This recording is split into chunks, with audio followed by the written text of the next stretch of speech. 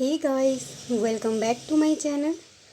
तो अब आज हम देखेंगे बीए सोशियोलॉजी बीएसजी प्रोग्राम जो BSOC 133 सोशियोलॉजिकल थ्योरी है, उसका जून 2022 का जो क्वेश्चन पेपर है उसको हम देखने जा रहे हैं। और यहाँ पे जो है हम इसके आंसर्स भी देखेंगे। ठीक है, तो मैं आपको आंसर बताऊँगी कि आप जो है बुक में से कहाँ से इसका आंसर लिख सकते हो। इससे पहले जो है मैंने आपको दिसंबर सेशन का बता चुकी हूँ। ठीक है, तो बहुत ज़्यादा लंबी वीडियो हो गई थी क्योंकि मैंने थोड़ा बहुत एक्सप्लेन भी किया था। तो इसमें जो है मैं एक्सप्लेन नहीं करूँगी क्योंकि फिर बहुत ज़्यादा लंबी हो जाती है और स्टूडेंट जो है वो नहीं देखते हैं वीडियो को। तो अगर आप पहली बार चैनल पे आए हैं, चैनल को सब्सक्राइब कर दें। ठीक है ना। तो यहाँ पे मैं आपको बता दूँ कि आपको जो टाइमिंग अगर दी जाती है तो 3 घंटे होती है और मैक्सिमम मार्क्स 100 मार्क्स का होता है और 5 आंसर्स आपको लिखने होते हैं और 400 वर्ड्स का एक क्वेश्चन होगा और 20 मार्क्स जो है कैरी करेगा। तो इसमें फर्स्ट क्वेश्चन ही इसका ये है, explain the influence of German philosophy and idealism on mark work. तो ये जो है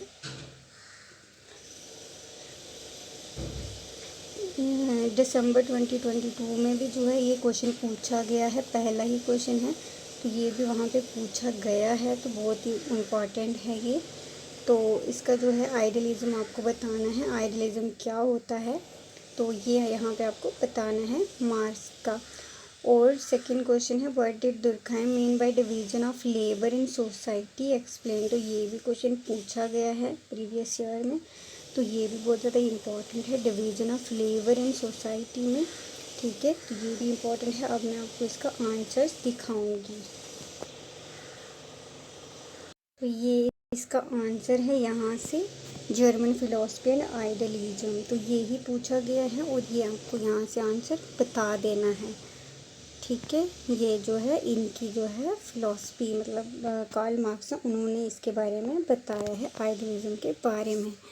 ठीक है, तो मेन चीज़ यहाँ पे ये है कि जो कार्ल मार्क्स थे वो जो पहले तो आइडियलिज्म जो है ये हेगल का जो आइडिया है, वो कहते हैं कि जो यहाँ पे मतलब जो आइडियलिज्म है, सबसे पहले आइडिया आया उसके बाद बाकी चीज़ें आई। लेकिन जो हमारे कार्ल मार्क्स हैं वो कहते हैं कि नहीं, सबसे पहले मैटरलिज्म आया, मैटर आया, उसके बाद जो है बाकी चीज़ें आई।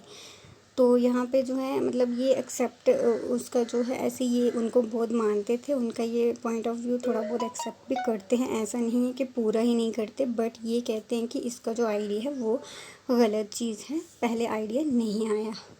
तो यहाँ पे जो है 3 थीसिस हैं। तो जो हेगल है उन्होंने 3 थीसिस दे रखी थी, जो कि थीसिस है, एंटी थीसिस है और सिंथेसिस है। और थीसिस और एंटी थीसिस में जो है मान लो दोनों है तो उनको जो है आर्गूमेंट होता है। तो लेकिन जो बाद में सिंथेसिस है वो 3rd नंबर पे बनती है। ठीक है, जो आर्गूमेंट होता है और कोई और आ जाता है तो सिंथेसिस जो है उसके बाद जो है आ जाती है। तो ये सब इसमें जो है और ये इन्होंने दिया है। तो यहाँ से आपको ये आंसर इसका जो है लिखना है। ठीक है, चलिए अब हम देखते हैं सेकंड क्वेश्चन का, डिवीजन ऑफ लेबर, और वो जो दुर्कheim के बारे में उन्होंने बताया है, दुर्कheim।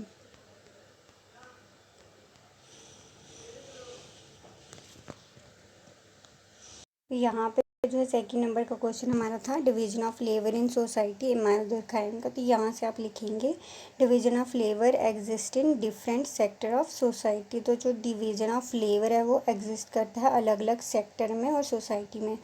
और Durkheim did not limit his understanding to strictly economic exchanges. तो he held that division of labour is a social phenomena. वो कहते हैं कि डिवीजन ऑफ लेबर एक सोशल फिनोमिना है और एंड मेरिट सोशल एक्सप्लेनेशन। तो he held that as volume and density of population increases in a given area there is an increase interaction and struggle for survival. तो यहाँ पे इसका answer है division of labour. यहाँ से आप देख लीजिएगा, बस इतना ही लिखना है और आपका जो है आंसर यह है इसका। और ये सभी ही इम्पॉर्टेंट है, सोशल फैक्ट भी पूछा जाता है। तो सुसाइड बहुत ज़्यादा इम्पॉर्टेंट है, सुसाइड के बारे में क्वेश्चन आता ही आता है। इमाइल दुर्खैम ने जो दे रखा है सुसाइड के बारे में, तो ये बहुत ही इम्पॉर्टेंट है। तो दुर्खैम जो है उन्होंने ये पूरा दे रखा है, इसका ये बहुत ही इम्पॉर्टेंट है, ये आप करके जाइएगा। थर्ड क्वेश्चन अब देखते हैं हम। हमारे पास थर्ड क्वेश्चन है, discuss weber understanding of rationality. तो रैशनैलिटी का डिस्कस करना है जो कि वेबर ने दे रखी है। और discuss Durkheim's contribution to the study of religion. और दुर्खैम ने स्टडी ऑफ रिलीजन के बारे में जो दे रखा है, उनका जो कंट्रीब्यूशन है उसमें वो आपको बताना है। Discuss weber understanding of rationality हम देखेंगे अभी आंसर इसका बुक में से। तो रैशनैलिटी यहाँ पे दे रखी है। Many scholar have remark upon the central theme of rationality. बहुत सारे स्कॉलर ने जो है सेंट्रल थीम मतलब बहुत सारे स्कॉलर ने दिया है इसके बारे में। But rationalisation is fundamental to understanding Weber work. तो ये वेबर की है। By rationality Weber refer to logical and coherent ideas and behaviour. तो जो वेबर हैं उन्होंने लॉजिकली बताया है और कोहेरेंट आइडियाज़ बताए हैं, पूरा मतलब सीक्वेंस में, और behaviour to that govern human activity. Rationalism is the process by which rationality applies to different aspect of life. ये उनकी दी गई है और यहाँ तक लिखिए, फिर यहाँ से तक यह है अकॉर्डिंग टू वेबर। तो वेबर कहते हैं the contemporary world is characterised by rationality. Mark Weber believe that the key to understand modern society is to be found in its rational future and rationalising forces. तो ये इन्होंने दी है, यहाँ से आप इसका आंसर देख लीजिए। ठीक है, यहाँ तक। चलिए नेक्स्ट क्वेश्चन है हमारा, discuss Durkheim contribution to the study of religion. यहाँ पे आप देखिए कोलेक्टिव कंसेंस का जो आंसर यहाँ पे कोलेक्टिव कंसेंस दिया गया था दिसंबर 2022 सेशन में क्वेश्चन, क्योंकि हमें आंसर नहीं मिल रहा था। तो यहाँ पे अभी आपको यहाँ पे सेकंड ही ब्लॉक में यहाँ पे इसका आंसर मिल जाएगा। तो यहाँ से आप देख लीजिएगा। ठीक है, तो मुझे नहीं मिला था कल, लेकिन आज मैंने देख लिया तो यहाँ पे मिल गया इसका दुर्खैम का। अब हमें ये देखना है, ये इसका आंसर था। ठीक है, हमें रिलीजन का देखना है।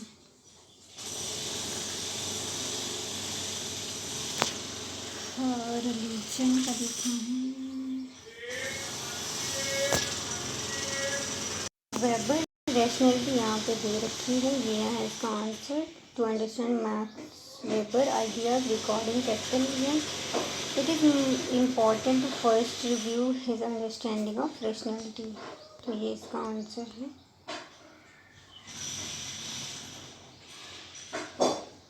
ये बहुत ही इम्पोर्टेंट।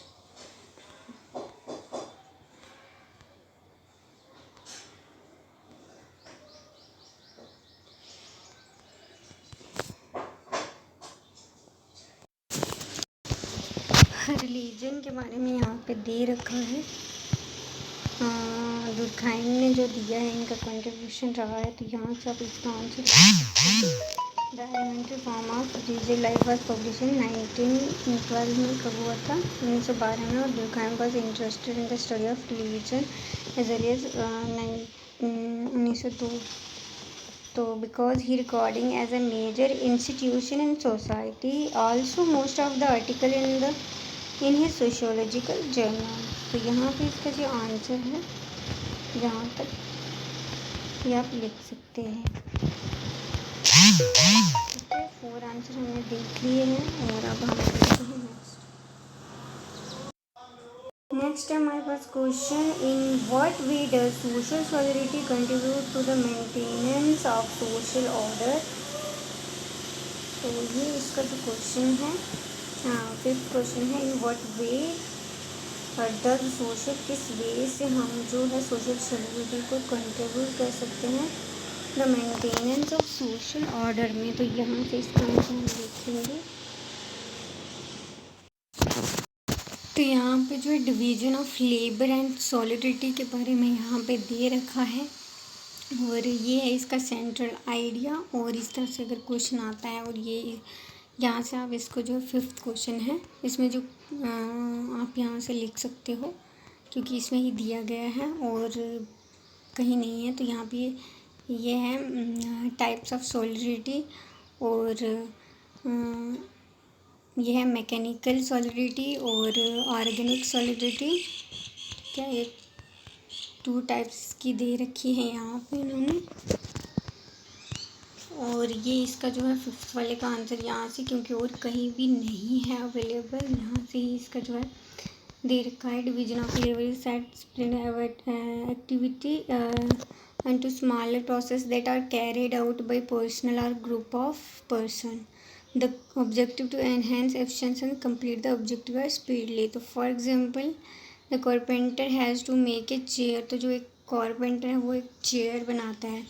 There are 2 options, तो उसके पास 2 ऑप्शन है before him.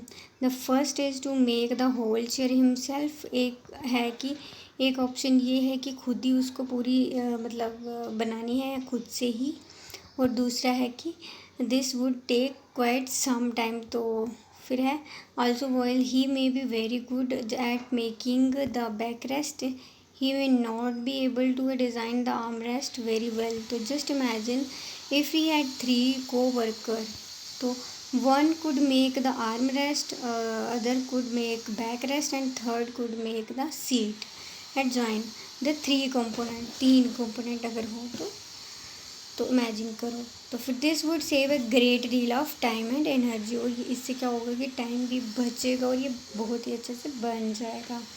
तो an additional advantage could be that while doing the same job over and over again. तो यहाँ पे जो है इसका दिया हुआ है, यहाँ से आप इसका आंसर जो कंट्रीब्यूशन जो है मेंटेन ऑर्डर, तो ये इसका रहता है। और मैकेनिकल, जैसे कि as you know mechanical solidarity refer to a solidarity of resemblance और लाइकनेस। तो there exist a great deal of homogeneity and tightly knit social bonds which serve to make the individual member one with their society. The collective conscience is extremely strong. तो by collective conscience we mean the system of belief and sentiments held in common by member of a society which define what their mutual relation ought to be. तो यहाँ से इसका और दूसरा organic solidarity, एक तो mechanical solidarity और ये है ऑर्गेनिक सॉलिडरिटी। तो यहाँ से आप इसका आंसर लिख लीजिएगा। ठीक है, तो यही आपको यहाँ से पूछा गया है, यहाँ से आप खुद से निकाल के आंसर इसको लिख दीजिएगा। चलिए नेक्स्ट क्वेश्चन देखते हैं। नेक्स्ट क्वेश्चन है what are the main future of bureaucracy. Bureaucracy के फ्यूचर क्या हैं, और explain with reference to the view point of Weber. तो फिर what is an ideal type. Ideal type क्या होती है, explain its relevance in understanding social phenomena. और एक में राइट शॉर्ट नोट फनी टू, तो 2 यहाँ पे लिखे हैं। कलेक्टिव साइंस पहले भी पूछा था, बहुत इम्पोर्टेंट है। कलेक्टिव साइंस मैंने आपको पहले बता दिया था। और कैपिटलिस्ट सोसाइटी, ट्रेडिशनल अथॉरिटी, और dehumanisation of the working class. तो ये आपको ये वाले में से 2 लिखनी है। और इसका 6th आंसर हम देखते हैं, फ्यूचर ऑफ ब्यूरोक्रेसी, और व्यू पॉइंट बताना है वेबर का।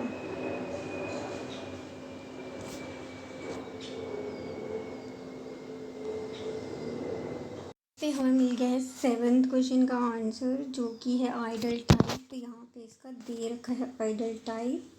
Weber emphasizes the need for the researcher to separate his या her value judgment from judgment of fact by rigorous examination of factual data and the development of clearly defined concept which help to us understand the different configuration of a social phenomena under specific circumstance। तो यहाँ से आप इसका answer लिख लीजिएगा यहाँ तक।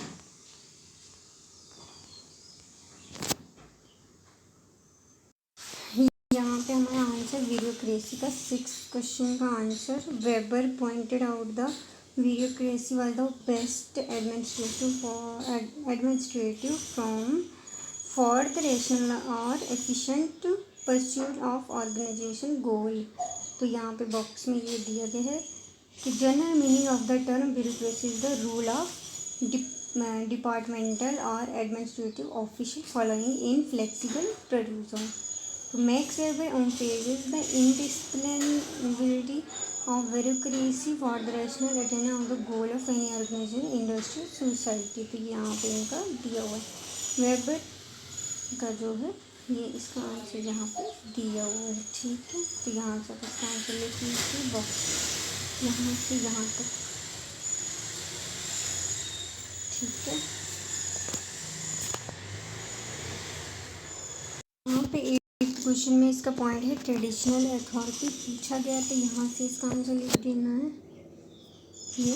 This system of legislation follow from traditional action, in other word it is based on customary law and the sanctity of ancient tradition. तो it is based on the belief that a certain authority is to be respected because it has extend since time इमोरेबल।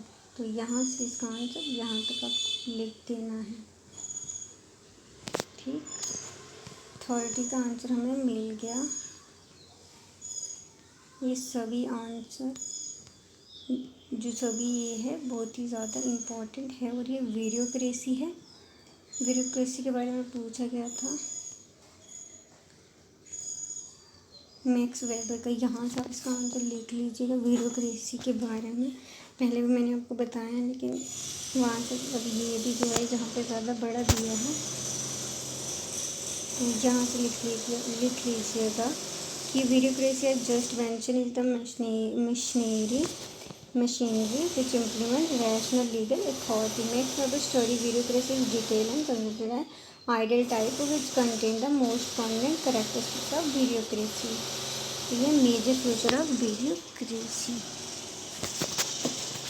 है। इसके feature अगर पूछे जाएँ तो यहाँ से आप लिख सकते हो। और ये है करेक्टरिस्टिक्स ऑफ ब्यूरोक्रेसी, ये इसके करेक्टरिस्टिक्स हैं। अगर करेक्टरिस्टिक्स पूछे जाएंगे तो यहाँ से आप लिख लीजिएगा।